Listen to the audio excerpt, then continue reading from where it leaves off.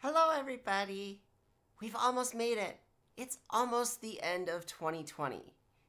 There is no doubt that this year has been one of the most trying times, I think, for all of us. But we've almost made it. We're almost to the end.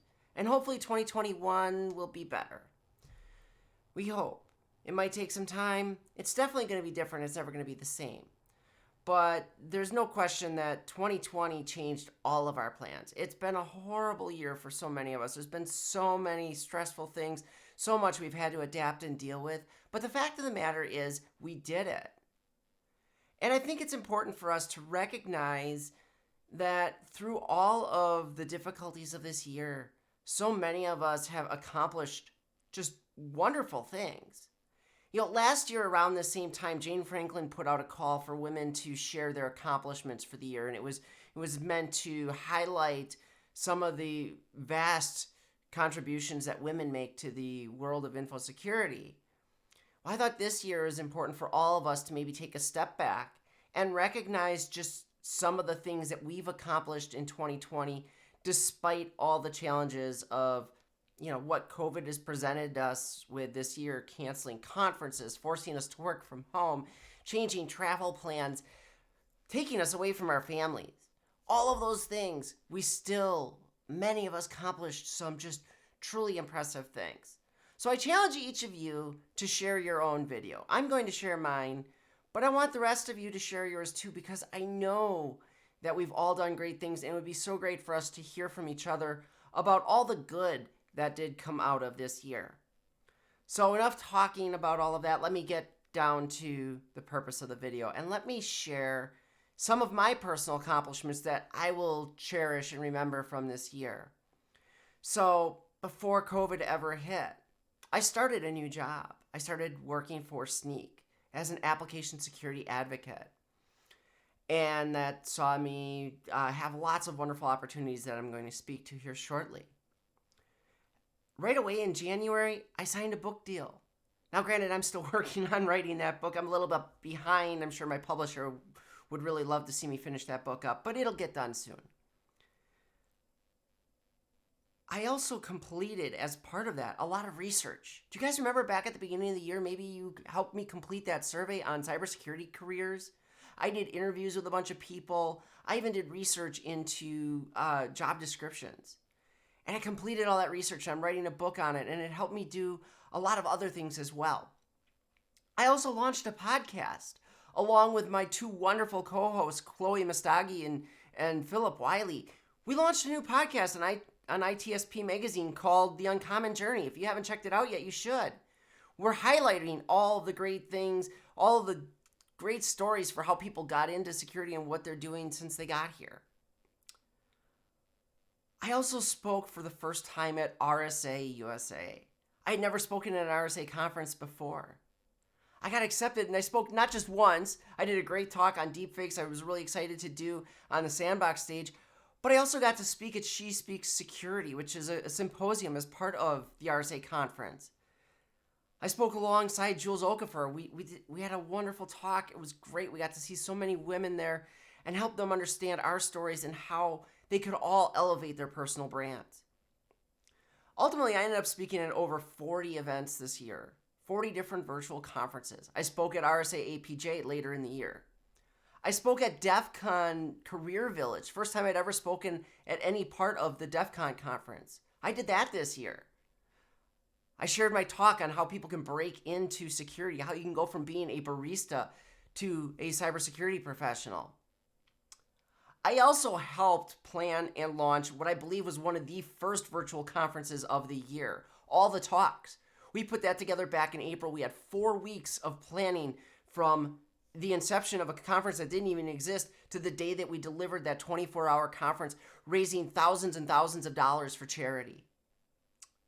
I also keynoted what I'm pretty sure was one of the first, if not the first, conference of the year held in a virtual reality world, InfoSec Oasis. That was probably one of the coolest experiences I had all year. And I know we've done some others since, and I think we're going to see that VR environment continue. I spent a lot of this year researching deepfakes. I really dug in. As many of you know, I even built a system here, bought a GPU, did all the things to create deepfakes of my own, and I generated a few of my own. I learned a ton about not just deepfakes, but machine learning in general. I hosted a number of CISO and executive roundtables as part of my job at Sneak. I met high-ranking executives from all around the world and got to talk with them about the real issues that were facing them, everything from our current COVID situation with all the work from home to what they were doing in DevSecOps and cloud-native transformations. I researched and published the State of Open Source Security report, doing surveys and investigation into the open source environments, and even digging into the data that we had at Sneak. On the topic of publishing different works, I worked with 14 other amazing individuals in the cybersecurity world to produce the Threat Modeling Manifesto. We released that in November of this year. It was amazing working with 14 individuals, many of whom I had admired their work for years, and some others who I got to meet for the very first time as part of that working group. It was terrific. And what we produced is something I think we're all really proud of. From a personal accolades perspective, I was featured in the Tribe of Hackers Blue Team edition. I can't tell you what an honor that was. I was also featured by SC Media. They wrote an article highlighting all the work that I've been doing around cybersecurity careers and trying to make job descriptions in particular make more sense and be better. I was also asked to join and have joined the WEC's Racial Equity Committee. And we're actually working on equity not just from a racial perspective, but across all underrepresented groups, trying to make that women in cybersecurity organization a little bit better in how they approach being equitable and inclusive of everyone. I think what means the most to me from this year, though, is the impact I've had on others. I helped mentor a lot of people, 12 in particular who I know ultimately ended up landing cybersecurity jobs this year. That was so amazing to me to mentor people who were desperate to just start their careers or trying so hard and couldn't quite figure it out, and to see them excel and grow and to launch their careers by accepting a new job in cybersecurity. I had the honor of helping shed light on the work being done by Samara Williams and Richie Cyrus through the Share the Mic in Cyber program. That was wonderful. I loved doing that.